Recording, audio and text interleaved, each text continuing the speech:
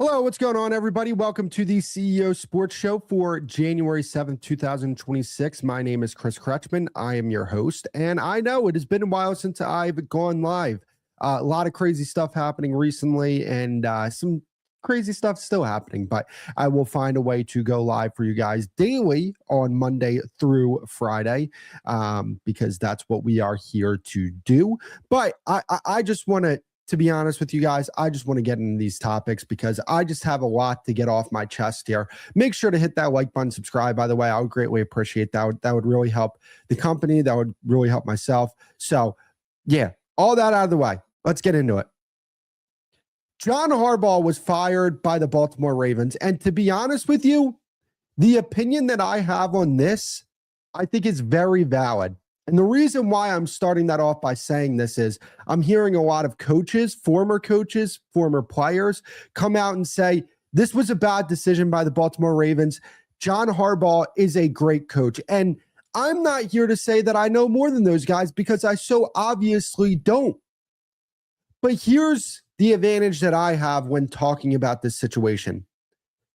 They know John Harbaugh. They've coached with John Harbaugh. They've had dinner with John Harbaugh. They're friends with John Harbaugh. They played for John Harbaugh. I haven't done any of those things. I have no relationship with John Harbaugh. I've never met the guy. I don't really need to meet the guy, to be honest with you, because I don't want to compromise my commentary. And the advantage that I have when talking about this is that I have no ties to John Harbaugh. So I can be honest about the situation. And John Harbaugh is a very good coach. They are absolutely right when they say that. But it is also right to say that he ran his course in Baltimore. He won a Super Bowl in Baltimore. Absolutely. Over 10 years ago. At some point, the honeymoon stage has to be over when it comes to winning that Super Bowl. The fact of the matter is they have one of the best quarterbacks of this generation, and they have gotten to one conference championship game. They haven't even gotten to a Super Bowl, let alone win a Super Bowl. They got to one conference championship game because they played a Houston Texans team with a rookie quarterback that only scored 3 points offensively. That's the only reason why they got to that conference championship game. Now, granted, they did have a great season to put themselves in a position where they could take advantage of a situation like that, no doubt about it. But if you're not winning Super Bowls, if you're not getting to a Super Bowl or consistently getting to an AFC championship game, then you have to move on while also acknowledging, hey, he's a very good coach. And yeah, we might downgrade by firing John Harbaugh, but we also might upgrade. We might get us a guy that's going to give us a legitimate schematic advantage, something that John Harbaugh did not give to this football team.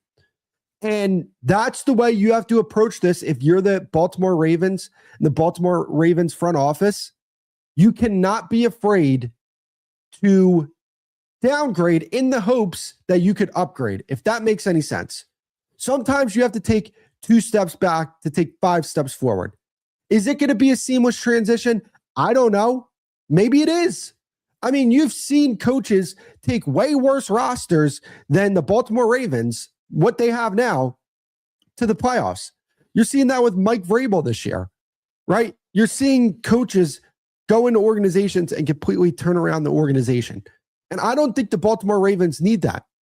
The Baltimore Ravens need a coach who is going to get them from the really good standard and the really good floor that they have set for themselves and take them over the top and win a Super Bowl. You have a quarterback that's good enough to win a Super Bowl. While, yes, Lamar Jackson is aging, and he's going to have to make some adjustments to his game because he's not going to be as explosive as a runner. Lamar Jackson can pass the football.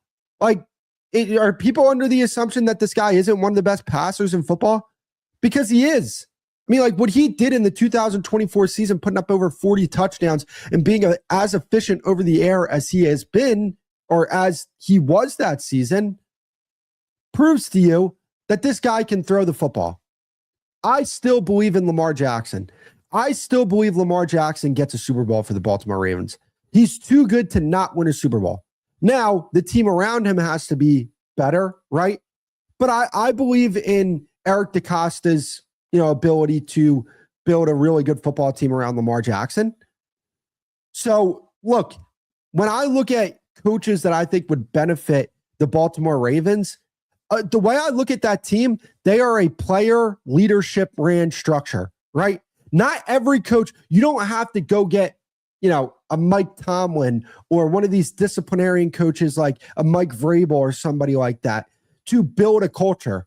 The Baltimore Ravens culture is built already. They have the leaders in the locker room. They know who the big dogs in the locker room are.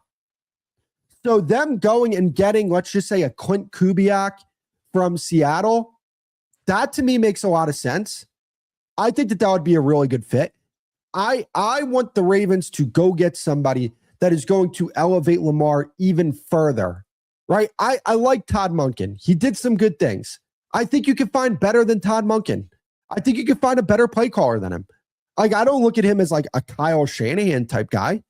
I think that you can find a coordinator that can like give Lamar Jackson legit complicated concepts for his receivers to run, and he can execute them.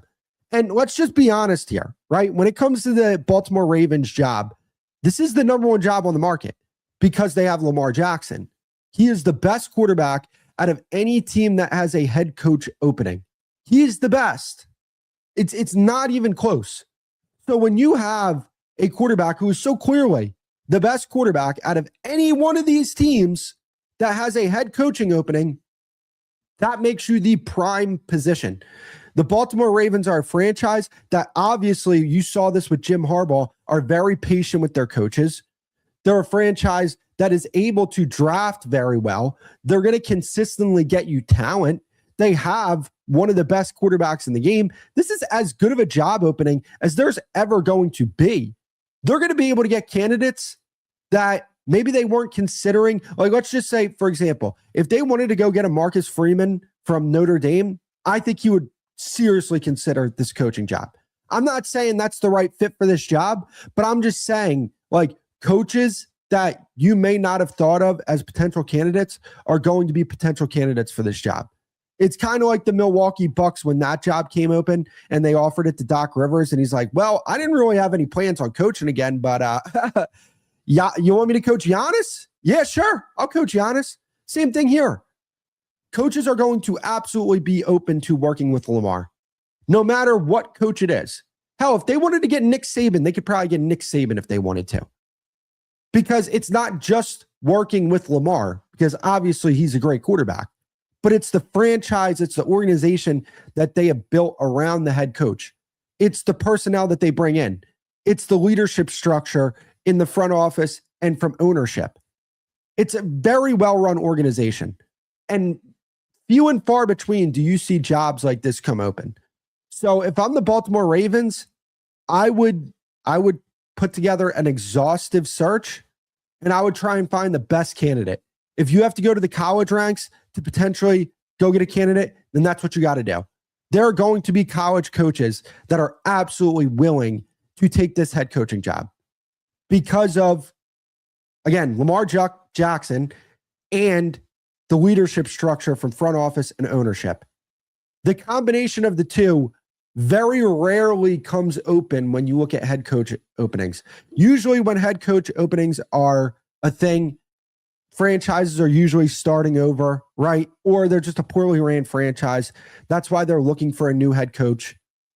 You know, something like this, it doesn't come open far too often. So it's going to be interesting to see who they hired. They absolutely have a great candidate pool.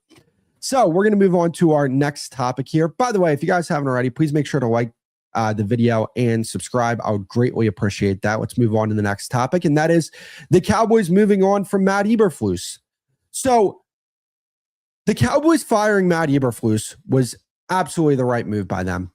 And when you look at the fact that their defense was one of the worst defenses, not just in the NFL today, not just in the NFL over the past 5 years, not just in the NFL over the past 10 years, they were one of the worst defenses of all time. And while, yes, the personnel on the Cowboys defensively is not that good, I'm sorry, I don't think it's one of the worst of all time. I mean, you have too much talent on that defense to call it the worst of all time. Not saying there's that much talent, but I'm just saying relative to the worst defenses of all time, this team does not have personnel that bad. They still have some really good players on that defense.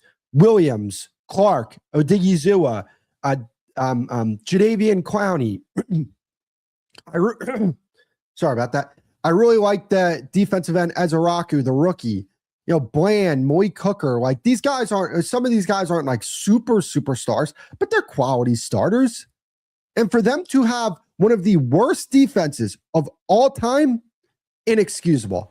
And while, yes, they need to fix the personnel in this defense because it's just not good enough. One move that they absolutely needed to make was moving on from Matt Eberflus. And is this an attractive opening? Yes, it is. Because the Cowboys have 2 first-round draft picks. So if you're a defensive coordinator, you go into a situation where they're going to give you 2 first-round picks on your defense. So you're going to go into that situation and you're going to be like, okay, so I have 2 first-round picks that and in Dallas, coaches have a lot of say in personnel. They have a lot of, if you want say in personnel as a coach, you're going to get that in Dallas. So as a defensive coordinator, they're going to have a lot of influence in who they're going to draft with these 2 first-round picks on the defensive side of the ball. They're going to be able to create a ton of cap space. So they're going to be able to really go get a lot of starters here in free agency. So it's the Dallas Cowboys. It's the biggest stage in sports. And you're going to have a chance to pretty much build a defense the way you want it to be built because you have power and personnel. You have assets with 2 first-round draft picks. You're going to have a bunch of money that the team is going to be able to spend to get talent on your defense. You already have some cornerstone players. I think Quinnen Williams is a cornerstone player. I think Ezaraku is going to be a really good player for them. Bland as a slot corner, not on the outside, as a slot corner, is a very good slot corner. So it's going to be interesting to see what they do here because they're going to have options. And when I look at some of the options that the Cowboys are going to have, to me, if I'm Dallas, I look at Jim Leonard, the pass game coordinator from Denver, because I think Jim Leonard is going to be a fantastic defensive coordinator in the NFL. When you look at what he did when he was at Wisconsin, I mean, you're talking about a defensive coordinator that points per game in his span from 2017 to 2022, points per game. He was the Wisconsin defense was 3rd in the country. Opponents' yards per game, they were 1st in the country. Opponents' rush yards per game, they were 3rd in the country over that span. This guy knows how to call defenses. He understands the nuances of calling defenses. He's worked under Vance Joseph and Denver. He sees how it's supposed to look, how a defensive coordinator in the NFL is supposed to sequence plays, how they're supposed to mix things up on the back end to go with their fronts. And I think that would be a home run hire for the Cowboys. But there's some other names that they can consider. I love the college route for the Cowboys, to be honest with you. I really like Bryant Haynes, the defensive coordinator from Indiana. I think, look, I get it. He just got paid in Indiana. But I'm sorry, like it's the Dallas Cowboys. It's the NFL. It's the biggest spotlight in sports. If he's offered that job with the Dallas Cowboys, I think he's going to take that job. Me personally, I think he's going to take that job if he's offered it. But and the reason why I'm saying Bryant Haynes from Indiana and going the college route here is because I look at a team that went the college route and I'm looking at the Los Angeles Chargers. And do I think they're overly talented on the defensive side of the ball? Not really. But they have a defensive coordinator that really dials it up, that really understands how to coach defense. And I think a lot more teams should be looking to find a Jesse Minter type of defensive coordinator, right? Young guy that can bring a tree of coaches along with him, that if he eventually ends up getting a head coaching job, you have your answer in the building. You don't have to do an exhaustive defensive coordinator coaching search, right? So I think that going the college route is never a bad thing to do.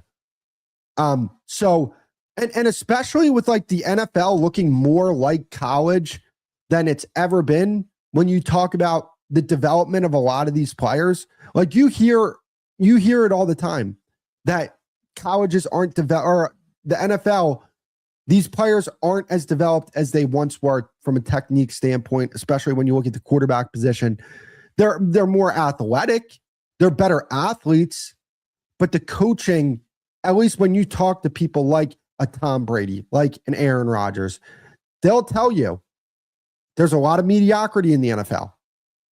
So that's where I think the NFL is starting to look more like college, which is why I think college defensive coordinators should be more in demand, especially when you look at a guy like Jesse Minter and what he does over there with the Los Angeles Chargers. But when you look at other candidates for the Dallas Cowboys, you're looking at guys like Raheem Morris from the Atlanta Falcons, the head coach, Jeff Ulbrich, the defensive coordinator from the Falcons, Jim Schwartz, the defensive coordinator from the Browns, Jonathan Gannon, the defensive coordinator the head coach from the Arizona Cardinals, Thomas Rawls, the defensive coordinator from the Arizona Cardinals. There's so many options for them. I think that if you're looking for a defensive coordinator, this is the best year to try and find a defensive coordinator. There are so many good options out there, from pretty much when you look at it from a former head coach perspective. A lot of these defensive coaches are getting let go. But then you're looking at it and you're saying, oh, well, some of these teams have really good defensive coordinators, right? I thought Thomas Rawls, for what he was given with the Arizona Cardinals, did a really good job. Jeff Ulbrich, I thought he did a really good job as a defensive coordinator for the Falcons. I thought Jim Schwartz did a very good job as a defensive coordinator as the Cleveland Browns, right? So some of these coaches that are getting fired had really good defensive coordinators under them. So that's where I would look at this and I would say, if you are a team looking for a defensive coordinator, this is the best year to have to find a defensive coordinator, because I really, really think that there are some really good candidates out there. So when you look at the Cowboys overall, again, I'm going to reiterate this, they have the assets to be able to improve this defense. Is it going to be an overnight thing where you're going to see them next year and they're going to look like Seattle? Absolutely not. Absolutely not. But can they become... They were the 32nd ranked defense in the NFL this year. Can they be 15? I think so. If they hire the right defensive coordinator, if they hit on these first round draft picks, they go out in free agency and spend money. I mean, it's a lot of ifs. It's 3 ifs, right? What's the rule with ifs? If there's more ifs than the word if, then there's too many ifs. That's fair. But I'm just saying there is a very realistic possibility that they can improve dramatically on defense. It's not going to be hard to do that. And when you look at that team as a whole, if they improve and they're, a middle of the pack defense, right? Or they're somewhere within that top 10 of defenses in the NFL, can they enter themselves into the picture of being one of the best in the NFC? No doubt about it. I mean, they were 7-9-1 with one of the worst defenses in NFL history. You go and you look at the ranking of DVOA and you look at some of the teams that were on there, it's a bunch of 2-win, 3-win teams on there. And then there's the Cowboys at 7-9-1. I mean, yeah, there is a very realistic path to, if they improve their defense, they're going to be a very good team next year. A very, very top of the NFC type team, because their offense is going to get better. Their offensive line is young. I think Dak Prescott's going to continue to get better. right? Like the quarterback position, you don't age like other positions. You get better the more time you have on the job, right? Like you understand coverages better. You understand situations better. You have so many reps at your position, and it's such a mental position. You're going to get better. Schottenheimer in year 2, I think he'll make some adjustments to their red zone offense, and they'll be better there. I don't know. I look at the team and I say, offensively, they're pretty much set because I think they're going to sign Pickens. I think their offensive line's going to be better next year. I think their quarterback's going to be better. I think their run game's going to be better as well. And I think there's very realistic ways to get them to that point. So with an even better offense than they had this year, paired with a much better defense compared to what they had this year, yeah, there's a real path for them to be an outstanding football team next season. So enough talking about the Dallas Cowboys here. Plenty of people talk about them, and I mean, rightfully so. They're a very interesting football team. I want to get into. Wait, did they fire? Oh, they fired Terry. Why did I think that the Falcons didn't fire Terry Fontenot? Why did I think that? No, they fired him. Okay, my bad. I was about to come on here and talk about why keeping Terry Fontenot, but moving on from Raheem Morris was not the right thing to do. But they fired him, so my bad. But I want to move on to the Atlanta Falcons. So the Atlanta Falcons fired both Raheem Morris and Terry Fontenot. And to be honest with you, I'm not a fan of this. I'm not a fan of this at all. And the reason why I'm not a fan of the Falcons firing both of those guys is because I think the team was heading in the right direction. Now, I can understand firing Terry Fontenot. I can understand that because not being able to find a quarterback, shelling out a bunch of money for a Kirk Cousins that was over the hill and wasn't good for your football team. And while also in that offseason, drafting Michael Penix with a top 10 overall pick and missing on both of those players. I don't know. Like, yeah, I understand that. But I also think they did some really good things with this football team from a personnel perspective. Right? Like they just missed on the quarterback. And if you want to fire him because he can't find a quarterback, fine. I understand. That's understandable. But he did do some really good things here. I didn't agree with him picking Kyle Pitts at pick 4. There were better players on the board. I mean, there just was, right? You could have went with Penei Sewell. You could have went with Jamar Chase. Players that were way more valuable than Kyle Pitts, who played tight end, one-dimensional tight end. Not even a well-rounded tight end. But because you can't find the quarterback, I understand moving on. But I thought recently, especially recently with this draft, they added 3 players that are going to be very, very good players for this football team. James Pierce, Jalen Walker, and Xavier Watts. In one draft, they added these guys. They made a big-time move to trade a first-round pick to go get James Pierce, and they hit.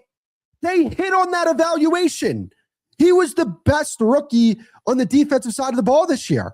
10.5 sacks. They hit on the evaluation. My thing is this, because we do this all the time, I feel like. They're doing this in the NBA right now. Why'd the Pelicans trade that first-round pick for Derek Queen? Are you watching the guy play? He's clearly worth a first-round pick. They made the right evaluation there. It's the same thing with James Pierce. They trade. Are you going to find a player in this draft outside of a Reuben Bain that, by the way, wouldn't have been available for you if you were drafting with this year and you had your first round pick? Would you have found a player as good as James Pierce, a guy who had 10.5 sacks this year, a guy who's going to be one of the best pass rushers in the NFL for the next 5 to 7 years? Would you have found a player that good at that position? I don't think so. So when you look at the Falcons, right, they were heading in the right direction. I feel like it's like that meme where the guys, he keeps on picking in the mine and there's the diamonds right there. They were close. And they just said, no, we're going to restart. I completely disagree with that. I get it. 2 8-9 seasons back to back. Not a great start, but that's not awful. 8-9 isn't awful. It's not what you want. But when you don't have a quarterback, these are the things that happen. So if I'm ownership, I'm saying, I think we got the right guys in the building. We just need to find a quarterback. But if that's the question, if the question is we have to find a quarterback, and I don't believe that our general manager can do that, then fine. Fire the general manager. I don't agree with firing Raheem Morris. I don't agree with that at all. I really feel like they were heading in the right direction. And now they're going to restart all of that and start from the bottom. Now, obviously, when it comes to head coaching searches, like you look at a guy like Vrabel, turn around the organization in a heartbeat. You'll get Ben Johnson, turn around the organization in a heartbeat. Maybe they find a guy like that. But I really liked what the Atlanta Falcons were doing this year. I think they got some big wins this year. I mean, let's look at their schedule. I know they beat the Bills. They beat the Rams. I mean, like, what are we doing here? Like, let's look at some of the wins. They beat Buffalo. They beat Tampa Bay. They beat the Los Angeles Rams. I know they had that really bad stretch in October to November. That was bad. They had some bad losses, no doubt about it. But they really started to turn it around towards the end of the season. I don't know. I don't know, man. I don't know. I mean, you beat the Bills, you beat the Rams, and you have those quarterbacks in hell when you play them. You had Stafford in hell. You had Josh Allen in hell when you played them. I don't know, man. I don't think they made the right move here. Like, what is Atlanta going to get going forward? Right? Like, do we honestly believe that this is some, like, outstanding coaching cycle?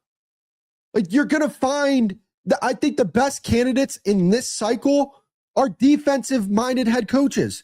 When you look at a Jesse Minter, when you look at a Jeff Hafley, when you look at a Chris Shula, those are probably the three biggest names in this coaching cycle.